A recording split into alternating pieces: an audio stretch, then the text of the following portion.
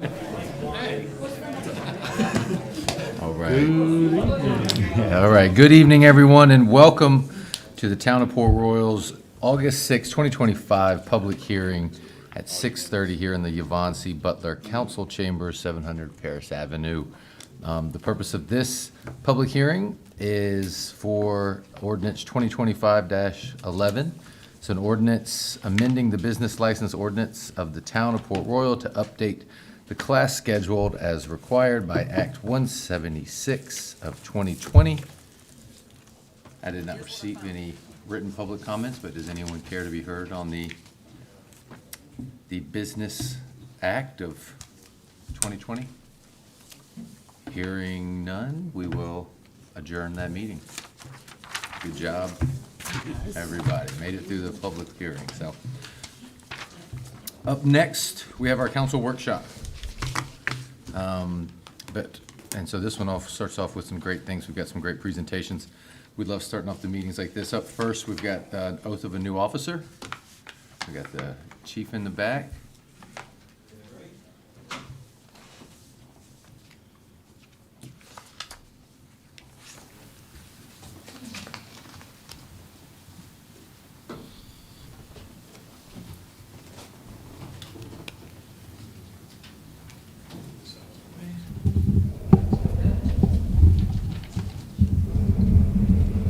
Hopefully I'm not blocking you.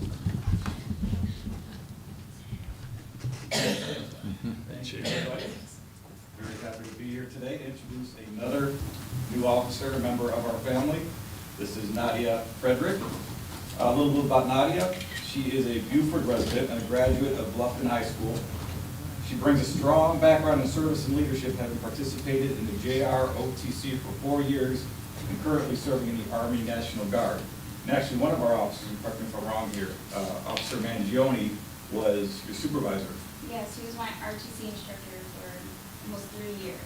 And gave you a stellar recommendation of it. He was very impressed.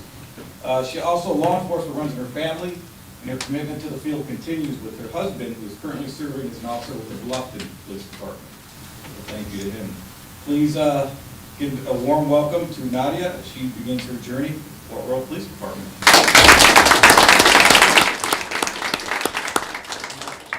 Husband up to the oath. And what's his name? Chris, he's an officer with the Bluffton, Cash you go by? Yes, Cash. With the Bluffton Police Department. You want to take the Bible, put your left hand on the Bible and raise your right arm, right hand.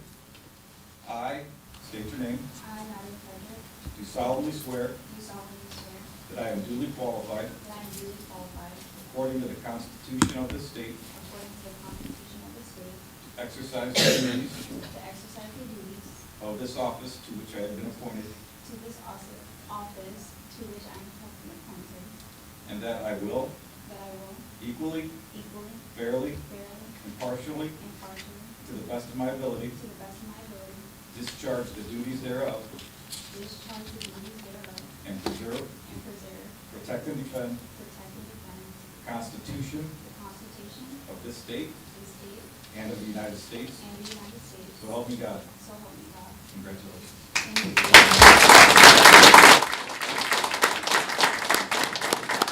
Actually, next we are going to introduce our new badges and uniforms. And Nadia has the distinct, hopefully pleasure of being the first officer sworn in on our And new you'll let badge. me know.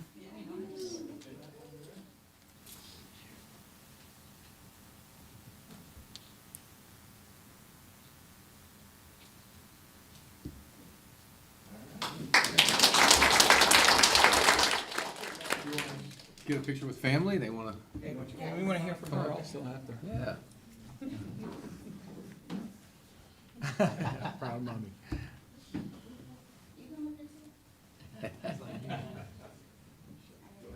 All right, we can stand up right here.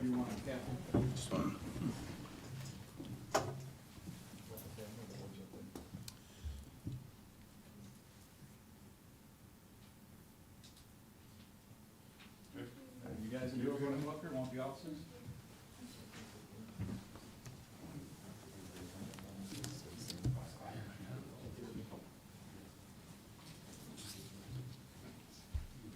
DC, Kelly,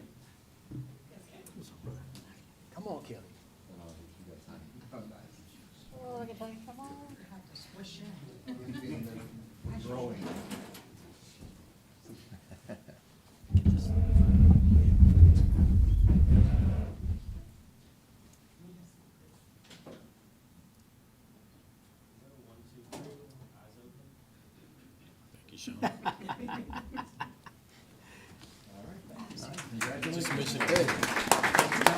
Thanks, Frederick. We're just gonna see if you wanted to just tell us a little bit about yourself. Yeah, well, when we get the podium back, there we go. We'll get you on microphone for the World Wide Web, and everybody can watch and learn a little bit.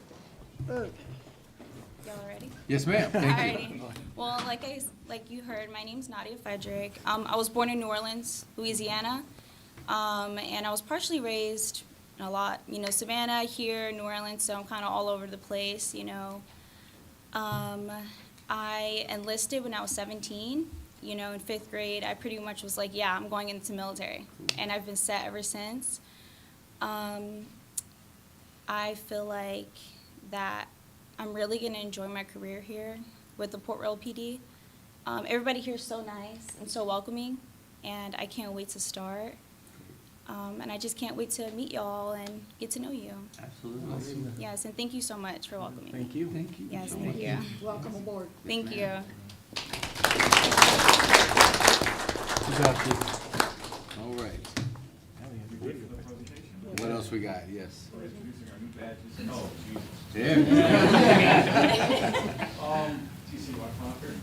And what we've talked about pretty much since I've been here for the last several months is the new look, the new mentality, the new generation of Port Royal policing. Part of that was the new vehicles, which we rolled out a couple weeks ago. And today, the final step of the obtrusive, or the things that you're really going to see instantly today, is brand new police badges that all our officers will start wearing tomorrow, and also the new patches that we'll start wearing tomorrow on our uniforms.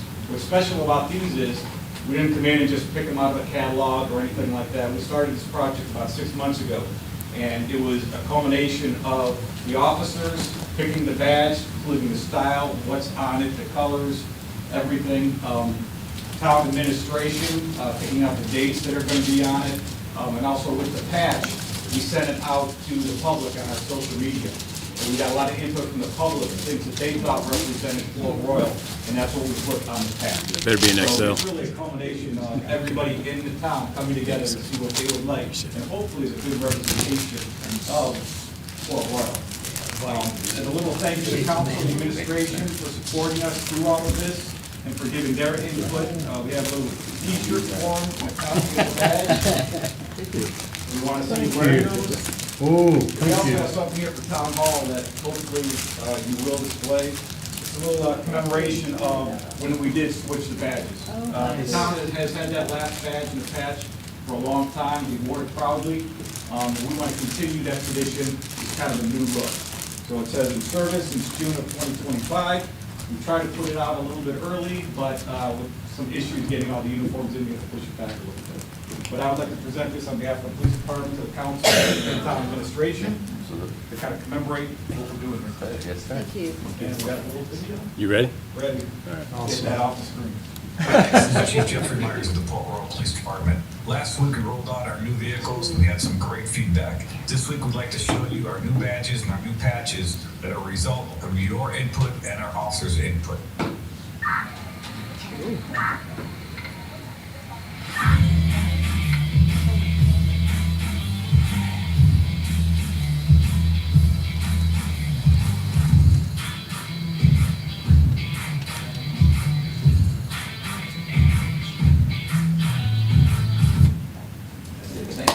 All right.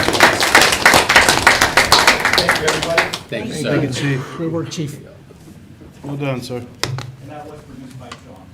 Thank you. Great job. Great job, everybody. Thank y'all. Good job, Sean. Okay, up next, Friends of the Cypress Wetlands, Mr. Scott Clark. Yes, sir. Hello, Mayor, Council, staff. As you know, Scott Clark with the Friends of Port Royal Cypress Wetlands. I wanted to come here today to give everybody an update on the initiatives that the Friends of Port Royal Cypress Wetlands have for 2025 and give you an update on where we are to date. So the first thing I want to talk about is our 2025 educational and interpretive signage program. The program was started in January, and we completed it in mid-July. And I wanted to show you a few photographs of just some of the signs that we've added. This first one is the Cypress Wetlands and Rookery Bird sign. People call it the bird collage.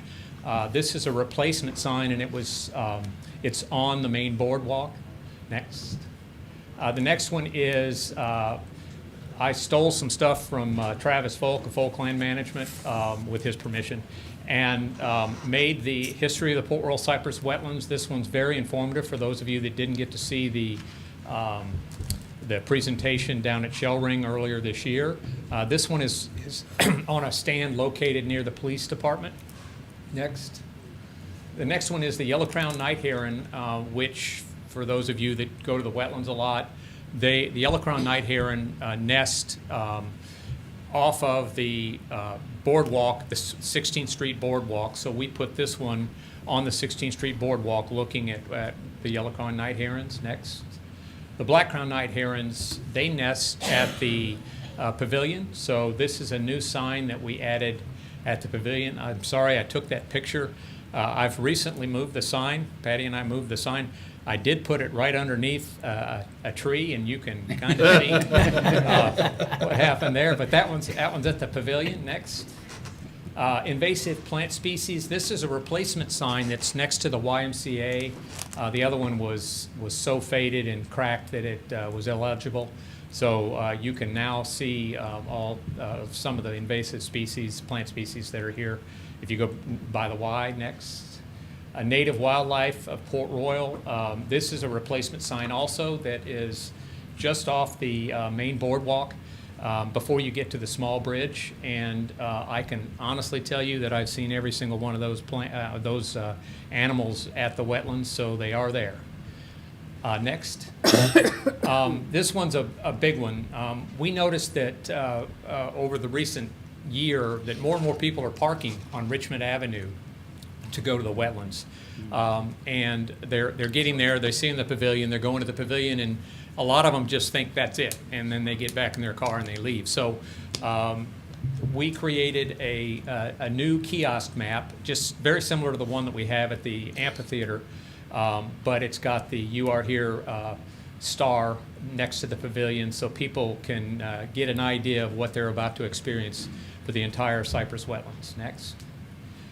Worked with the South Carolina Department of Natural Resources to replace our alligator signs. They were also looking pretty dismal.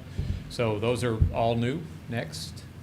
And the next several slides are going to be, we replaced all of the directional signs, which are the ones down below, and I added maps on every one of the posts that a directional sign was on to, that's an actual map of the Cypress Wetlands indicating that it is indeed a loop, and it has a star on there, of course, to indicate where people are. So, and then it's got dimensions or distances to all of the major attractions around the main wetlands. Next. The two photos on the right here, we expanded our the walking path for the wetlands to include now the 14th to 15th Street boardwalk area, which I'll get to in a minute. We've named. So that was a big initiative for this time, and hopefully I'll be able to work with the town and the developer of the new development. What is it, London? Yeah, to extend it further on down to include duck blinds and the little pond that's next to it there. Next. That's just two more signs that we of the several that we put in. Next. So the total summary for the Cypress Wetland Educational Interpretive Signage Program was 5 alligator signs, replacement of 3 existing interpretive signs, creation of 4 new interpretive signs, which were the history of the Port Royal Cypress Wetlands, the yellow-crowned night heron, black-crowned night heron, and we, as I said earlier, we named the area between the 14th and 15th Street. That wetlands as the Blackwater Swamp, which is the definition for what you see there. And we talk all about it on the sign there. The creation and installation of the new kiosk at Richmond. Installation of 9 new trail map signs, in addition to the replacement of, I think there were 9, there were 9 directional signs. We added 14 new ones. We updated and replaced the donor sign at the amphitheater, adding all of the new major donors. The installation of a dedication plaque to the town of Port Royal from the Friends of Port Royal Cypress Wetlands for the dual viewing scope that's at the amphitheater. All totaled, we made and installed 38 new signs around the wetlands. Next. Some of the other initiatives that the Friends have completed or are currently working on is we're working with Graco Building Center and A&A HDZ Construction and we've received approval from the town to complete the next phase of the boardwalk replacement program, which has been a 4-year plan. The great news is, once we finish this program, it should start the end of August, 1st of September, weather permitting. Take about 10 days to complete. And once we're done with that, we will be done with repairs and replacements for several years. There may be an occasional one because the guardrails or the fence on either side the handrail on either side is still existing. So, but we should be in really good shape. We're working with Low Coast Construction and the town to develop a repair and replacement program for the pathway surrounding the wetlands. I think I mentioned last time I was before the board or the council, the asphalt has passed its useful life, and it's time to really start thinking about a long-term plan for replacing that. So we're meeting next week to develop that plan and then hopefully implement it pretty soon. And lastly, I'm excited about this one. We received a grant from the Kids in Parks of South Carolina to create a kiosk sign and a brochure that is specifically designed for children. There are many of the birds that you see at the wetlands are on this, and it's kind of set up like a scavenger hunt, similar to our scavenger hunt that we have, where the kids can walk around and check off all of the birds that they see at the wetlands.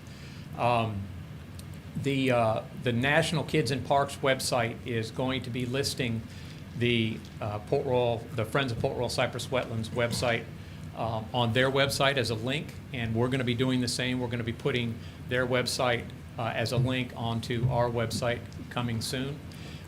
And last but not least, I would like to ask on Saturday, the 16th of August, which is 2 Saturdays from now, it's National Track Trails Day for Kids in Parks, and the South Carolina Department of Kids in Parks has selected the Port Royal Cypress Wetlands and the Friends of Port Royal Cypress Wetlands to come and showcase us. So they're coming, and we're tying it into a ribbon cutting.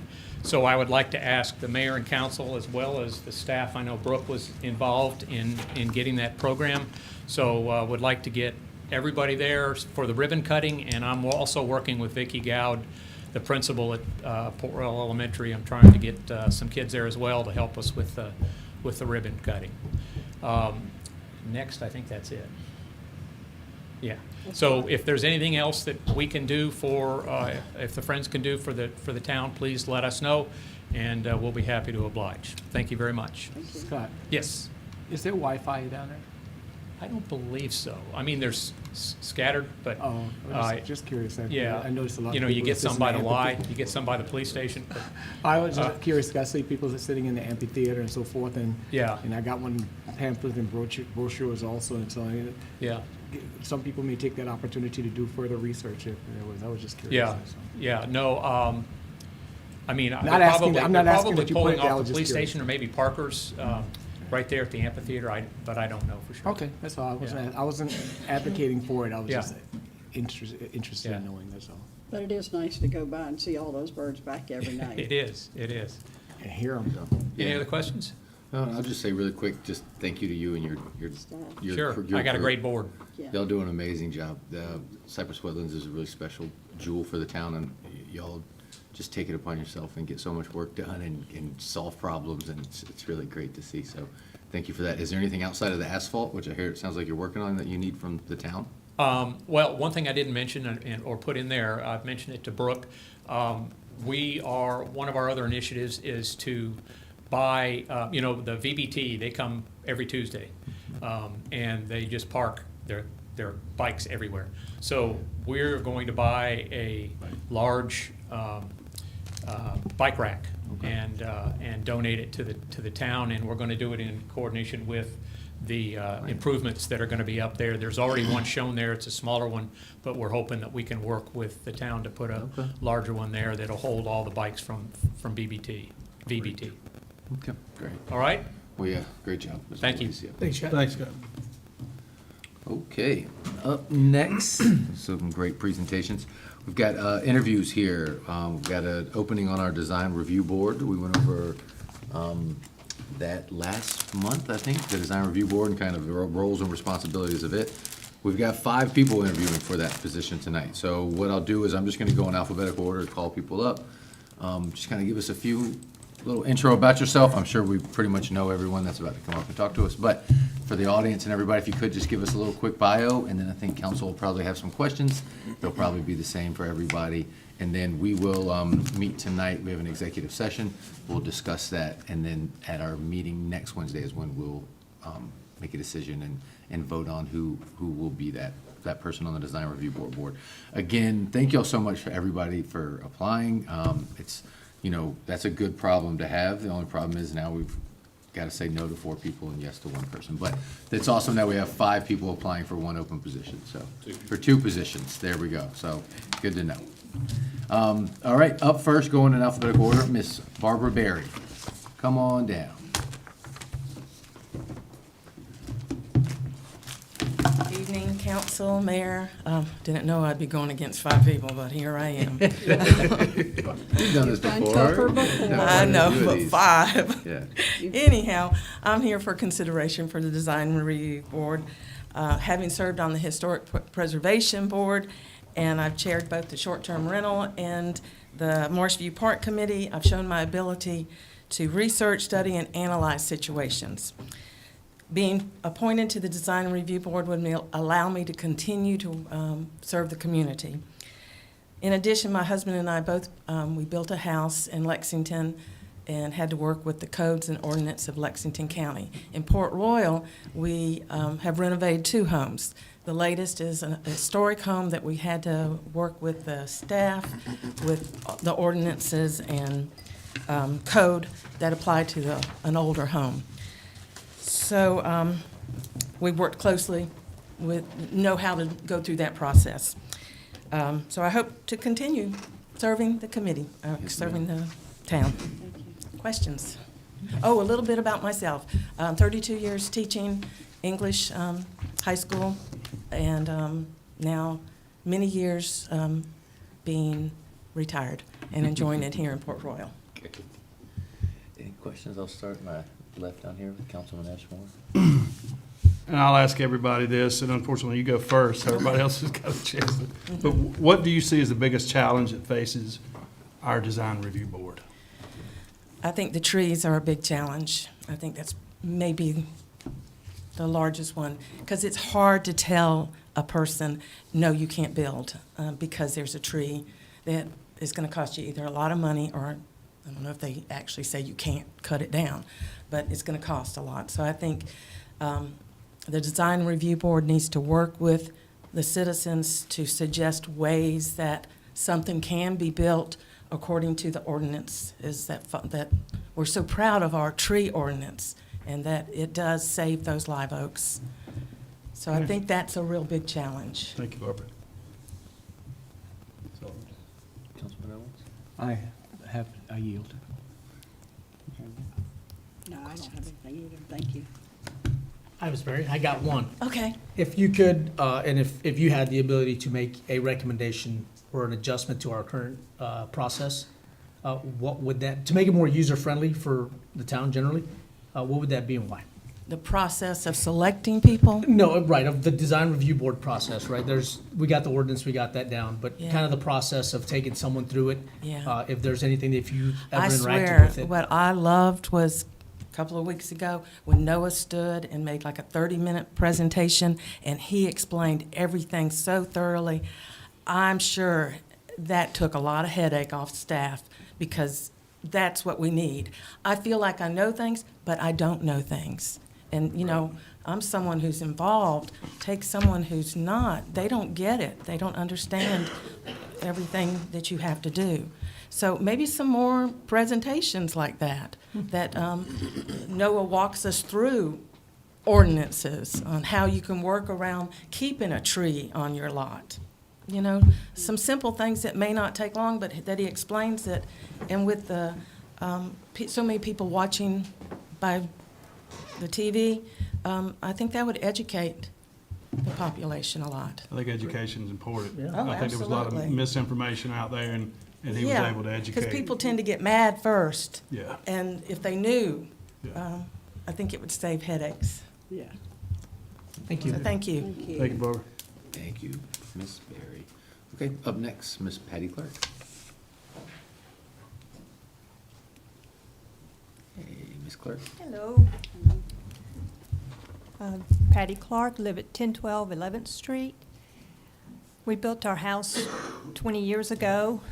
7 years we escaped from Atlanta, moved down here full-time, loving it.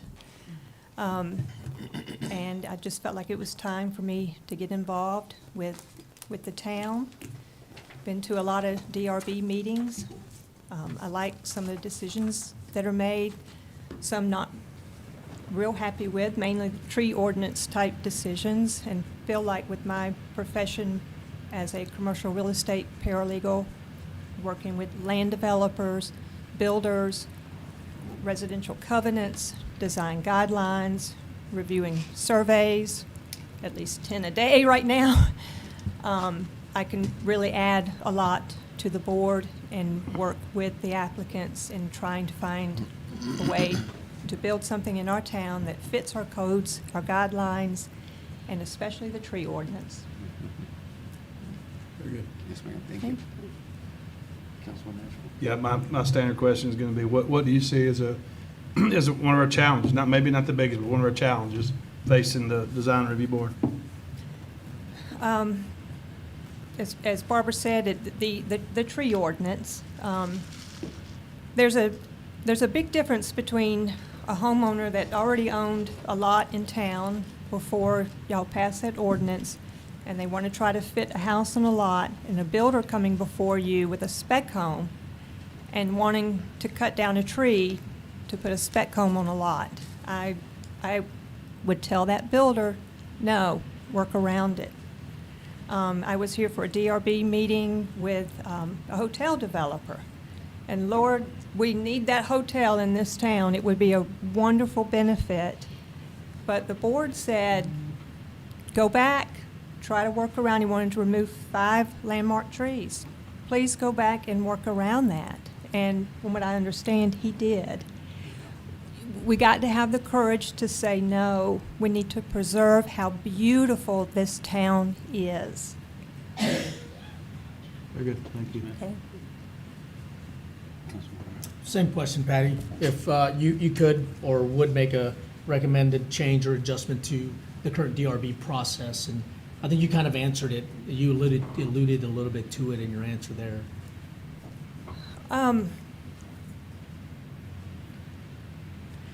Like I said, I've been to several meetings. I think Noah does a great job on telling the board what the alternatives are, what the code is.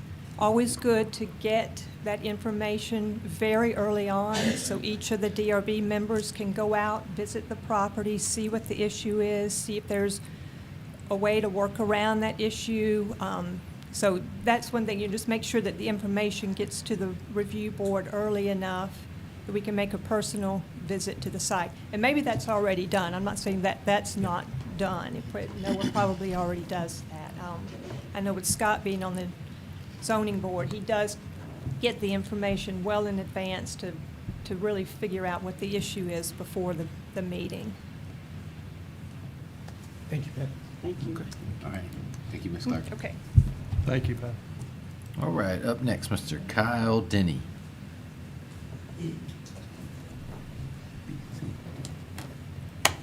Good evening. Thank you for inviting me to be here this evening. My name is Kyle Denny. Been a resident of Beaufort, South Carolina since 1997. I was not born here, but this is home for me. Went through public school here. We're now, my wife and son and I are a resident of Port Royal since 2021. I'm a licensed general contractor and the owner of Denny's Construction. We've focused primarily on residential builds, major renovations, remodels, things of that nature, since the early 2000s.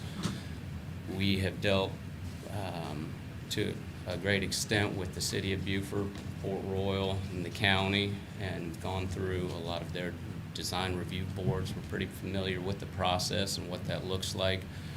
I'm excited to see the development of Port Royal. Wanted for a long time to get more involved.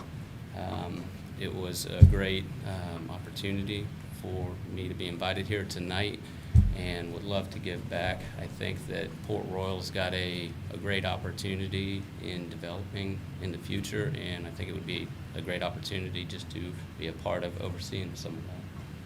That's pretty much it. Thank you. Yes, sir. All right, standard question. What do you see as our challenge facing facing our design review board? I think the overall development of Port Royal and the port, obviously, that's a big one. I think that as a builder, just overseeing the overall development, how that's going to look on the residential side, I think is a big concern of ours. We're property owners here in Port Royal. We own multiple properties, and I think overseeing that side of things and the residential side of things is obviously going to be a big undertaking, and want to make sure that it's tastefully done. I think there's obviously many concerns on that front, but I think that it's important to make sure that it's done tastefully. Cool. Thank you, Kyle. Seeing that you're a construction man, I think this one will apply to you since you probably dabble with Yep. DRB every Yep. once in a while. Any recommendations or adjustments to the way you interacted with the DRB that would make it not easier to get through, but more user-friendly to kind of better understand it? Yeah, I think that having it outlined, I think online, we're able to submit a lot of information online through the city. That's been a helpful thing for us. And just having a good set of guidelines in the building application, permitting application. I know I've dealt a lot with that, so just having that set of guidelines that's easily understood, I think would be helpful. Thank you. All right. Any questions? All right, great. Thanks, Kyle. Thank you. All right. Up next, Mr. Freeman. Good evening. Yes, sir. Mayor, council, thank you for having me tonight. My name is Gary Freeman. I live at 721 14th Street and have been a proud resident of Port Royal for almost 2 years. My wife and I and our 3 sons moved here after leaving Charleston to enjoy the quiet life of Port Royal. And I do enjoy that quietness, and I would like to assist in the DRB process of maintaining that quality of life. I am a professional engineer in South Carolina and 4 other states at the moment.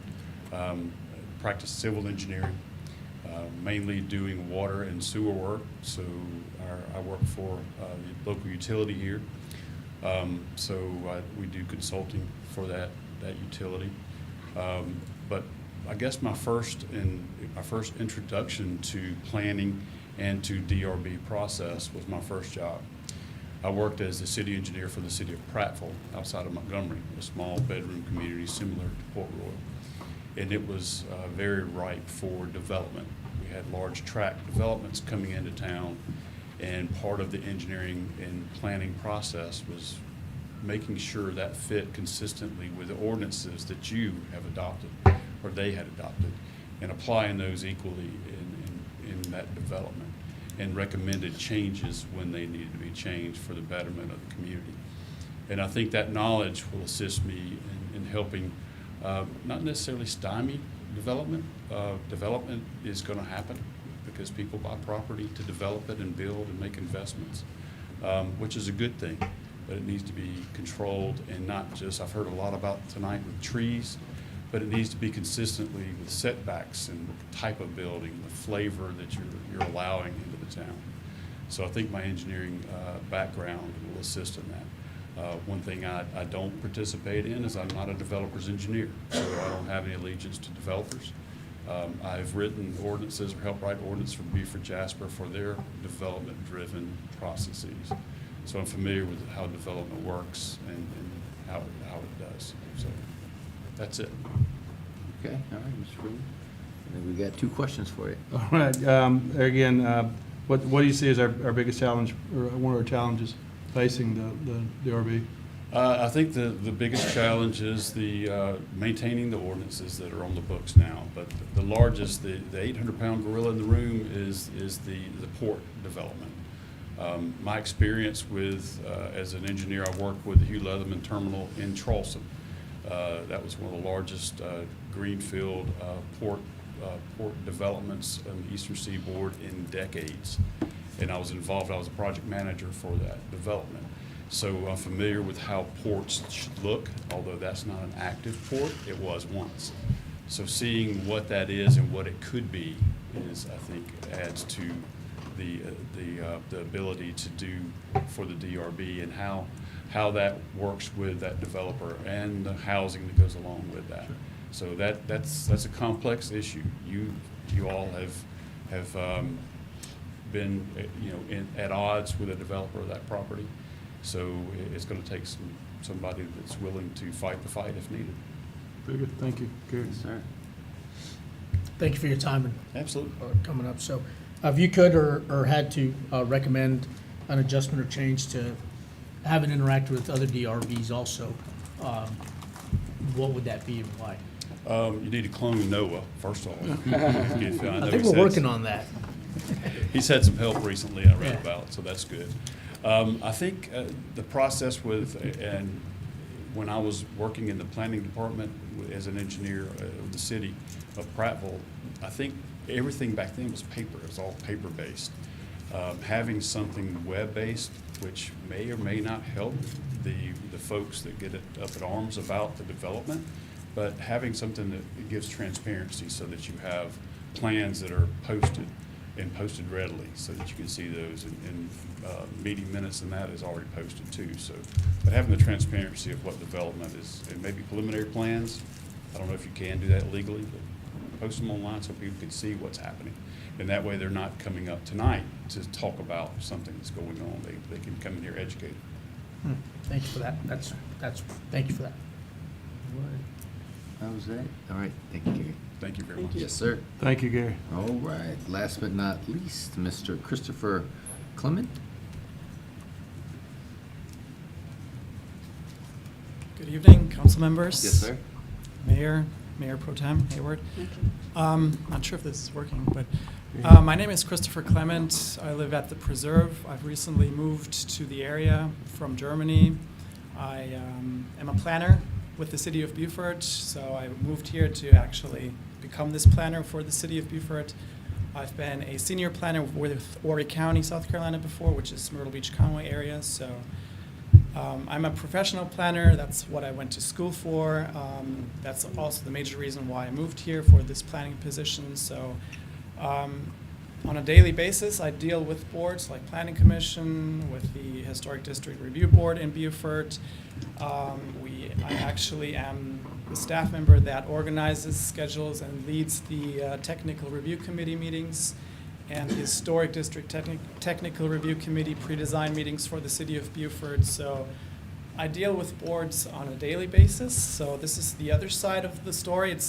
I get to be maybe behind the scenes and enjoy the comfort of sitting on the board rather than actually, working for the board. So,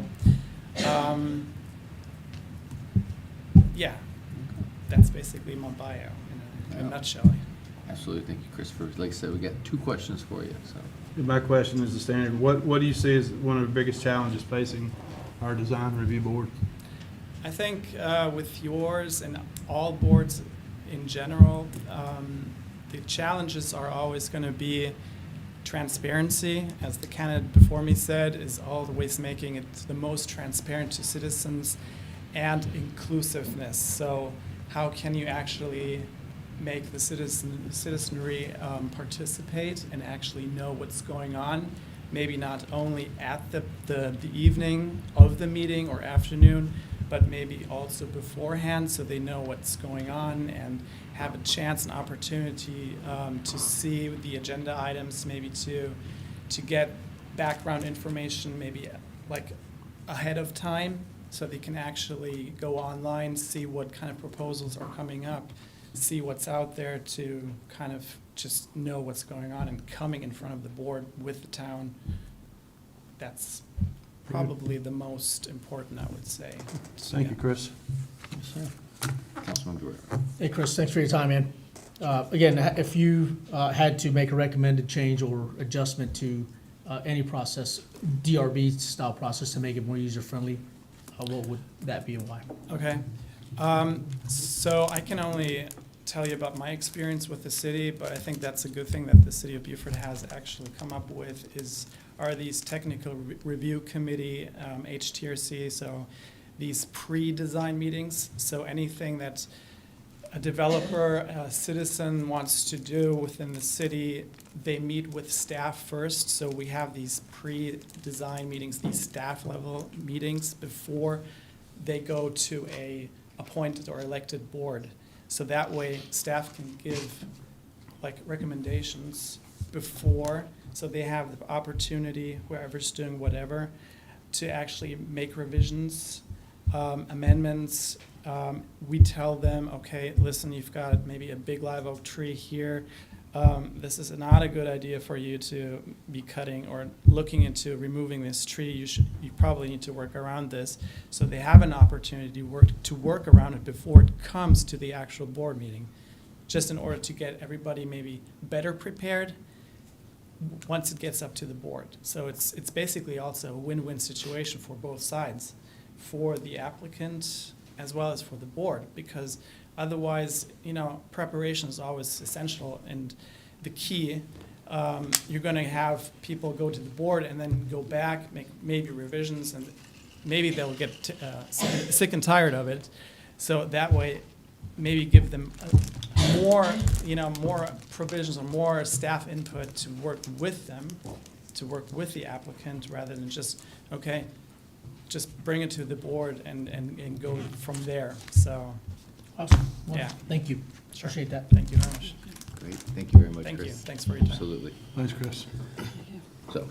So as you can see, we've got 5 very smart, very capable candidates. So we have executive session tonight at the end of this meeting, and then for the vote and announcement at our next Wednesday's meeting. So, all right, keeping it moving. Up next, we've got council briefing.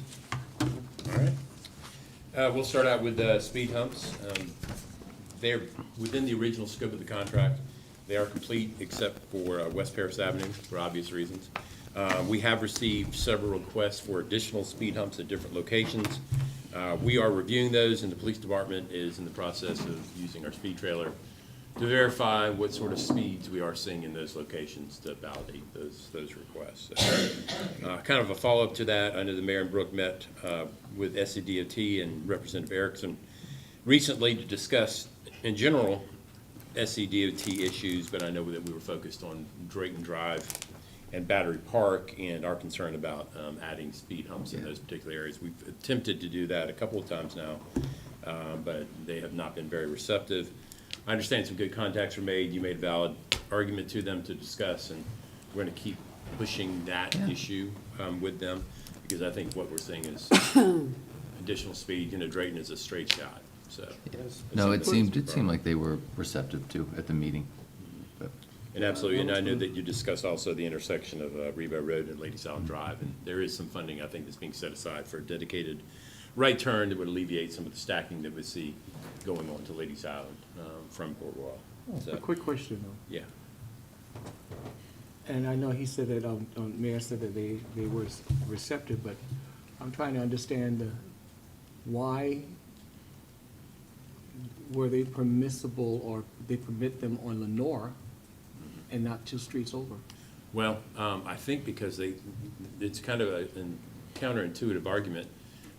Basically, the speeds on Drake and Battery Park were too high for the inclusion or construction. Battery Park is a cut-through, you know? Well, that's what I'm saying. The speeds were too high. So yeah, they won't put a speed, I learned this, so they won't put a speed hump on anywhere over 25 miles an hour.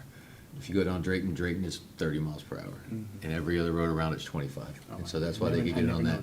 So step one was, so they won't put it on any road that's 30. So the first step is to get the speed limit reduced. And so they said they're gonna do that. And once they reduce it, then we will monitor it for a while and then hopefully get a speed bump on it.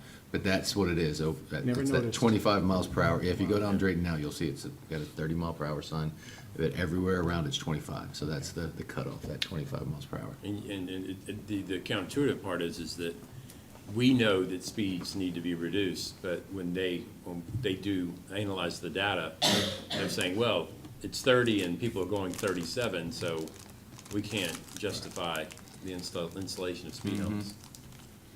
And so we scratch our heads and say, okay. Let them go airborne.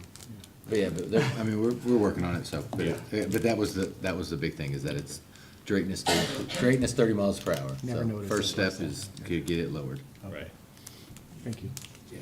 So moving on to West Paris. Well, can I ask a question real quick, too? Sure. And just, if this is too much, let me know, because I know our public works guys are stretched to the limit, and they do an amazing job, but with the speed humps, because I've had people ask me that too, you know, where can we get them here, can we get them there, and there's a balance, you know, we're not trying to have 5 speed humps on every single road in Paris, in Port Royal, but the old, those, like, plastic ones that we have. Right.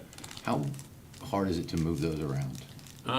Depending on the quality of asphalt that we're drilling Okay, in. I mean, and that's thinking, we don't want to keep tearing stuff up, but I was Right. thinking about just moving those around periodically, just kind of popping them up in new places, as long as it's not tearing up, you know, just tearing up the asphalt over and over Well, again. you're drilling into it. Yeah, so you want to do it sporadically. If, like I said, I was just thinking of, I know we have a couple of those laying around, so maybe something to consider. Yeah. I still advocate for the SAMs also. Mm-hmm. So that's one of the ones that's on the list. So, all right, thank you. West Paris Avenue, walkthrough complete with JOCO, staff and engineering. They're working on the punch list now. There may be a slight modification to the rollover curb that comes off of Paris Avenue where the Low Country Land Center is. Some of you've noticed it may be a little high in the section, so they're gonna take a look at that. They're still expecting 2 weeks of completion. Obviously, we've been weather challenged recently, so they're working on that. Villages, bid documents were finalized. And that, you know, we're working, once we get through West Paris drainage improvements, we'll be able to move along to the villages. That was kind of a scheduling issue with SCIP, so we'll get that moving along. 12th Street parking, not much new there, obviously. We've met with developers, developed what we consider a good design, waiting to hear back from them for the install, so. Stormwater CIP master plan, that's been submitted on July 3rd to RA, and we're waiting for approval from them. Paris Avenue streetscape, we're gonna, you know, obviously be discussing that as a regular agenda item, but Michael fleshed this out a little bit, and obviously it's the lowest bid we received is at 1.65. Obviously the funding in place for the grant is $750,000. We have a request, or we've been recommended by LOCOG to request some additional funding, so we'll see where that goes. It may require a bid extension to the bid that we did receive, but JOCO, as a low bidder, is working with us on that. So we'll hopefully get some submitted and maybe get some additional funding there. Secondly, the next one's a bit of a challenge. We're scratching heads over it. You know, typically when you do a grant, it's an 80-20, 70-30, typically with the town providing 30% or 20%. Well, this one, we got a grant for $720,000, but the scope of the project is over $3 million. And so we asked Michael to take a look at it to see if there's ways that we can reduce funding. Obviously, if you reduce the scope and the overall cost, it's probably going to drive down the grant funding. And in your folders, take a look at it. It's something I think we got today from Michael. He kind of breaks it down what the explanation is. There is a significant amount of sewer already in Casablanca. It's just that at the time, for whatever reason, they were not required to tie into the system. There's sewer all through there. So we may look at rescoping that to address the connections. But, you know, the primary reason for this grant was to expand sewer on Rebo Road for commercial opportunities. And just a reminder, we don't own the water and sewer operation. And obviously, this is a significant cost that we're undertaking once again, because all of the expansions to sewer that have been happening in the town in the last 10, 15 years were funded either by the town or through CDBG. So let's keep that in mind. We're going to look at it a little bit harder. I think it's worth getting those people connected if we can and make it work financially. I just don't see us coming up with $2+ million for a system that we don't own. Yeah. It's interesting, though, with that being said, though, and I've not spoken to all of them, but at least a couple of them, you know, and we're trying to put sewer in there, and we have a number of sewer already in there, but a couple that's approached me were asking, do we have to tap into the sewer? So it's like, you know, they really don't care if we get the sewer in there or not. So, but Well, the reality is when that sewer was installed, they should have been required to tie in. yeah, and when I had And a I'm couple, not sure why a couple that of them did not asked me, and I think I may have shared that with you also, asking, was it going to be mandatory? Because that was their concern. Yeah, I'm looking to see if did we add the map to the folder? Okay. All right, we'll put it in for you guys to take a look at, to show where the existing sewers and where we think there's some opportunities to save some dollars. Okay. Make it more sensible. Sands Beach Causeway, you know, nothing new there to report other than a couple of signs have already gone missing. So we're talking to the installer about a little bit more secure way of doing those things. We do have cameras, so we're reviewing tape. So if you stole our sign, we're coming for you. Anyways, just letting you know. And then finally, Sands Beach. Wow. yeah. Splash pad, we had a group meeting out there on site a couple of weeks ago, and we're working with Buford Jasper on sewer tie-ins coming in off of 16th Street. Four Waters is coordinating with the county engineer as well to get the available survey data to them. Splash pad this We'll be putting out an RFP for the contractor to do the site work. Obviously, you know, we've received a lot of opinions and input on the splash pad, so we want to make sure that the RFP is in compliance with our procurement code. Gotcha. But it's moving forward. It's Oh, yeah, just absolutely. tapping in on different roads. Yeah. Okay. I noticed you didn't have anything in regards to the Naval Hospital. I noticed they had the barrels and cones and stuff out there. Yeah, that, you know, they did award that contract. So the first component of it will probably be relocation of that fence so that we can, but the DOT can manage that sidewalk installation. And obviously, that's a great project. Once that's installed, we'll have a nice connection, basically from downtown Port Royal safely along that fence line to get you out to the bridge to walk back and forth. And the last thing, of course, update on the Spanish Moss Trail. Well, y'all are voting on the IGA this evening, which is the final piece for the county voted on it, or next week. Voted on it, so that's done. So we're ready to go. The contract's been awarded for that as well. Every day I drive by there, and I'm looking to see if anything's assembled up there. Yeah. Okay, thank you. Only thing for me, if we could start, and we discussed it a little bit earlier, but just get with the attorneys maybe, and, you know, as part of our safe harbor agreement that we finalized in June. Yes. Supposed to have, we got meetings every 3 months, so that's July, August, September. Master plan within 6 months, so that's December or January of this year. So maybe if we can just start setting up something with them and you know, end of August, Right. no, September-ish, just to see, because I mean, I know everybody's schedules are all crazy with that group, but if we could just start putting that feeler out there to, hey, let's get something on the books with everybody, so. That's it for me. Council? Council, all right. Okay, council briefing, check. Up next, review the agenda for the August 13th, 2025 council meeting. All right. Just, obviously, we're going to have some proclamations.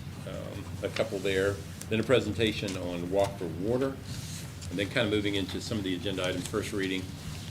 2025-12, an ordinance to amend ordinance 8762, chapter 15, sections 15 through 20, drinking, possessing alcoholic beverages in public of the Town Code of Ordinances, and adopted an amended ordinance pertaining to the regulation and possession of drinking, possessing alcoholic beverages in public spaces. Staff identified some kind of ambiguous language that included basically what the percentage of alcohol was on a beverage, creating some sort of threshold. I don't know what the motivation was. But with input from the police department and legal, obviously we're removing the ambiguity there. Basically, you're walking around in public, you know, with an open container. You know, we're not going to read the side of the can and say, oh, it's 5.4, so, you know, whatever. Okay. So it's just basically just, It's a cleanup. I got you. Okay. Because it was interesting the way it was written. It was like less than 5% alcohol if it was 23 ounces or something. I don't know. It was like you could basically walk around with like mixer. Okay, all right. Ordinance 2025-13, an ordinance annexing to the Town of Port Royal approximately 8.48 acres of real estate located in Beaufort County, described as, hold on, I'll pull this one up. Then I may turn it over to Noah. As Beaufort County described as Beaufort County Tax District 100, map 34, and parcel 20. This is property located at 615 Broad River Drive. Obviously, the property is located within the future growth boundary of the town. The Planning Commission did review the application and did recommend the annexation. And obviously, you've got the staff analysis included as part of the ordinance. And obviously, staff supports the request. And if you want me to cover the zoning, I can do that real quickly, and then Noah can answer any questions for you. I'm fine. Well, the next one is just the designation of zoning, and it was a request for T4 Neighborhood Center open. That obviously complies with the future land use map. I think it mirrors the zoning of the church next door in that parcel. The Planning Commission also did recommend that. So both of those have been recommended by the Planning Commission? Correct. Okay. All right. Any concerns, questions from council? Okay. All right, up next, second readings. Yeah, an ordinance amending the business license ordinance of the Town of Port Royal to update the class schedule as required by Act 167 of 2020. As you alluded to during the public hearing, we're required per the update to the state legislation on business licenses to reevaluate and reestablish the tables based upon profitability periodically, obviously annually. And that's what this does. Okay. All right, council action, obviously you've got some design review board appointments. The next item is approval of Paris Avenue streetscape bids. In your folder, you'll see that we received 3 bids. If you could just remind everybody that scope of work is from what to what? Basically, right before the amphitheater. To Revo. No, basically from Revo, but most of the crux of the work is in the amphitheater area. And it's gonna basically go up, I guess, to the intersection of to West Paris. Okay. Oh, yeah, that's Right, and that's the first, it's part of the larger $15-16 million revisit of Paris Avenue. Have they given any kind of, and I hate to use those timeframes, those words with work, but have they indicated what they think this could take? Well, we have to award it first. Yes, yeah. And I think what we put in for time parameters, it's 6 months, okay. months. Yeah, I mean, that's. Obviously, traffic flow is gonna be an issue there, and that's. Oh, yeah, I mean, it's gonna be a lot. It's gonna be a lot. But we did receive 3 bids, and obviously, if you look at those, Yeah. staff evaluated them. There was a low responsible qualifying bid from JOCO in the amount of $1,687,829.21. No, I got you. It's good. It's just to be able to give those updates to the, the public and. Right. 6 months, like I said, but it's just good to have a general idea. I know, you're dependent on weather and materials and all those issues, but, Okay, so that's the streetscape bid. Up next, the SRO MOA. Yeah, and that's just a kind of formalization of the responsibilities of each party. I don't know, Chief, I don't know if you want to I don't know how much was mentioned, but I think it should be discussed publicly, this funding that was received to provide the SROs in the first place. And I Okay. think that's a pretty big coup for the town. Yeah, please. And we did submit and won the grant for all 4 schools in Fort Royal. Nice. So all 4 schools will have a full-time SRO. And So with the grant, Bridges it gets pays their- for, Bridges gets one. It gets there. Right now, we're currently meeting with the schools to get it all set up. Great. We have 2 FTOs already set, and we're looking for 2 more. So we're pretty happy with that. It Yeah. covers We have the positions? vehicle, equipment, We have bodies overtime. for those positions? 2. 2. We have 2, and we're currently looking for 2 more, which I don't think will be a problem. We're getting a lot of interested people. So it's the four Port Royal Elementary, Bridges, Riverview, and Low Country? Low Country Montessori. Right. That's awesome. That's Nice. great. Yeah, we feel That's very awesome. fortunate. So we're pretty happy. Awesome. Yes, sir. It doesn't happen by accident, chief. It doesn't happen by accident. No, no. Your nose to grindstone, man, and I love it. I appreciate you and the my- team and Yeah, it's my team. They I they watch put it. in for the grant, they broke it down, what we needed, and they pushed for it, and we got it. It's awesome. So I love it. we're And pretty now the happy. community feels that they've been heard as well, so. And it Yeah. doesn't cost us a dime. That's the best awesome. part. Love it. God, There you it's go. so great. Thank Great. you. Thank you, Chief. Yes, sir. Good job. Okay. And then up, And the last, the last but not least, this is a big one. yeah, it's approval of the Spanish Moss Trail IGA with Beaufort County. This is the final step in Yay. I do have the formalizing our intergovernmental partnership. agreement. And so, if you, really quick, what does that entail? What are we? Well, basically, it between us and includes our, Beaufort County. it confirms our $200,000 commitment Mhm. to that project, with the county picking up the balance. And they will serve as the kind of the coordinator Yeah. of that project, getting it across the road. And obviously constructed and getting it all the way down to where Ritter Circle kind of comes in at Attaway. And if you recall, we secured a triangular piece of property right there to tie it in. And then I did meet with Dean Moss today to get a plan together for signage once we complete it to that section, how we will maneuver or direct bicycles through the town until we finish it for the remainder of the trail. Well, just getting it across Rebo Road is going to be huge. It's been years and years and years in the making. I'm sure, and DOT is going to be brought in just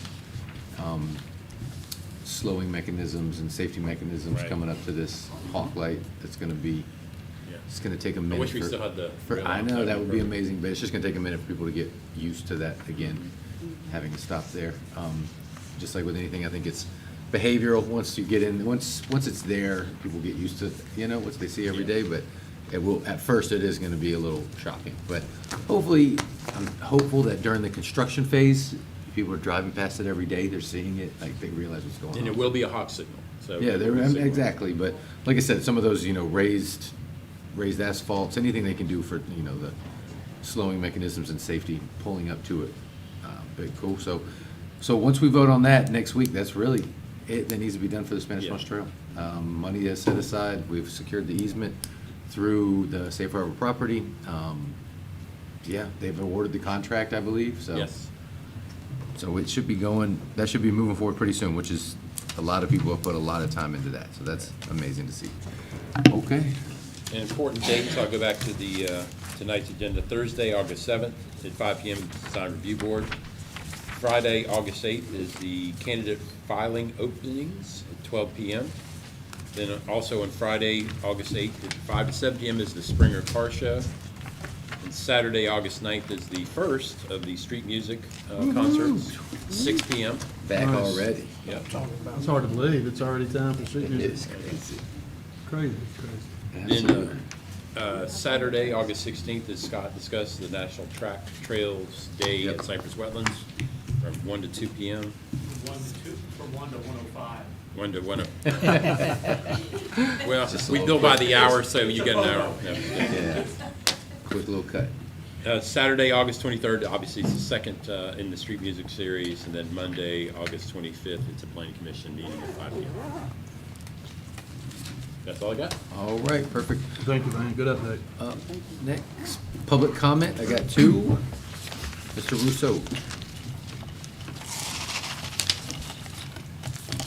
Come on down.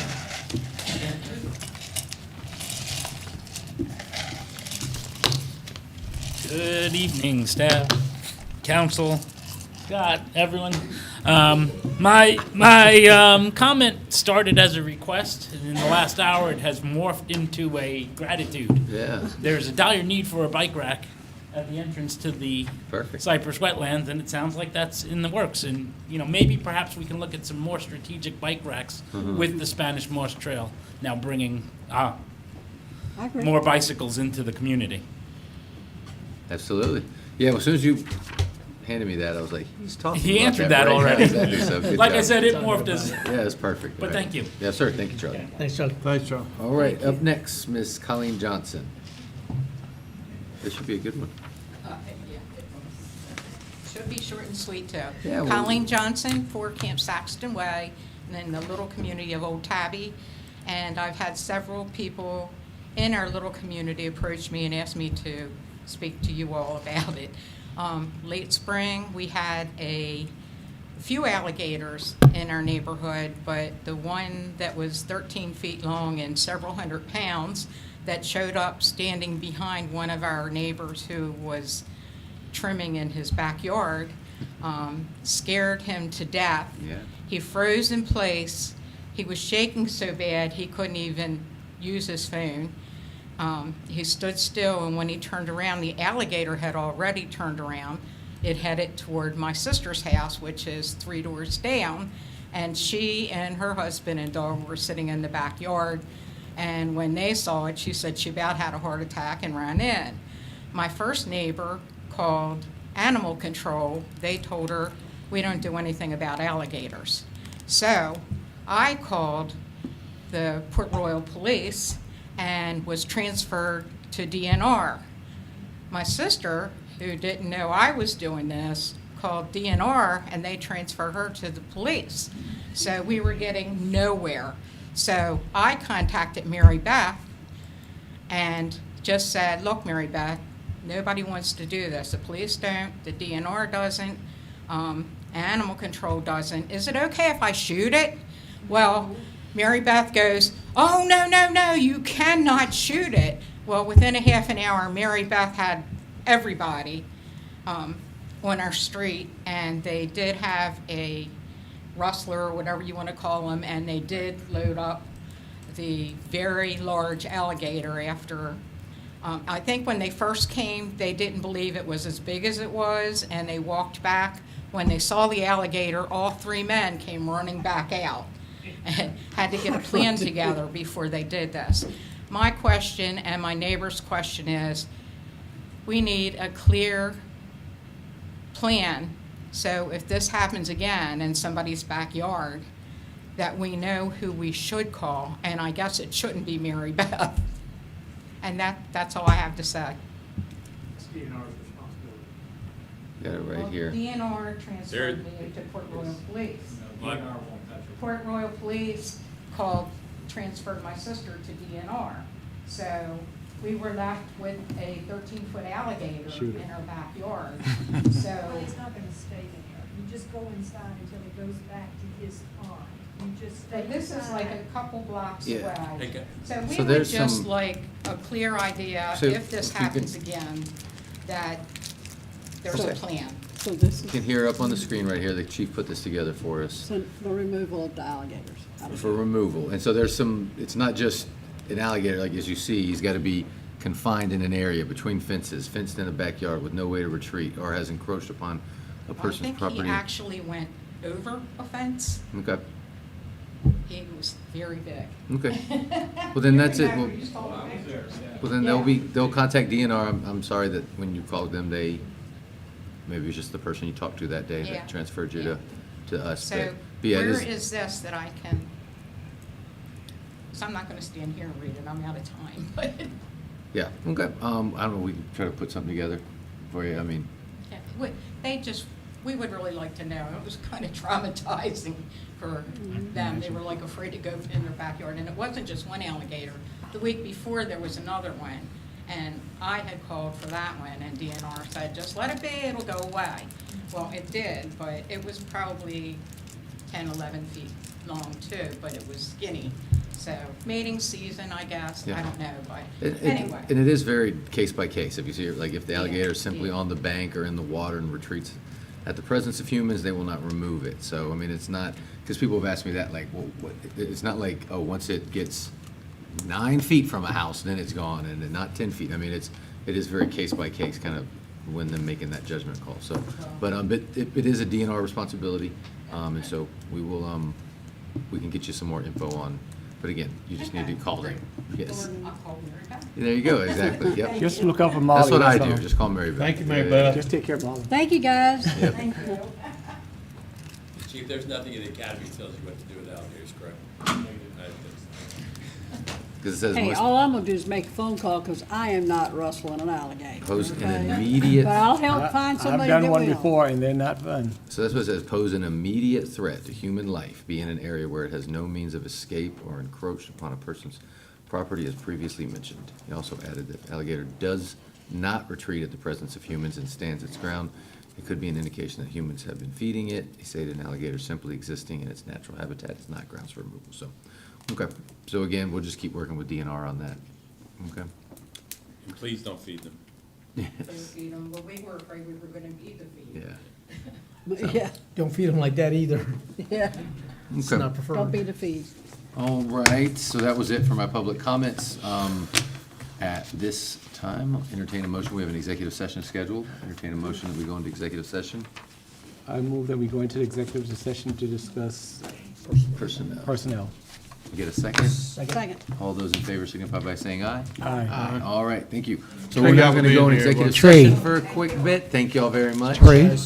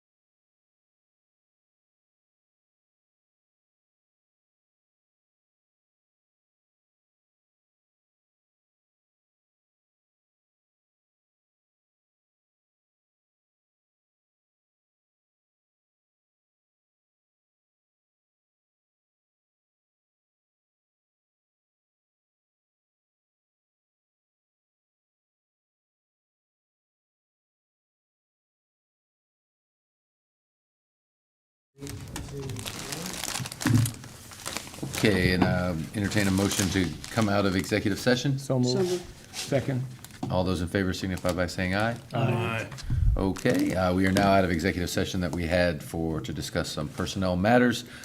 No action was taken in the executive session, so at this time, I'll entertain a motion to adjourn. So moved. Second. All those in favor signify by saying aye.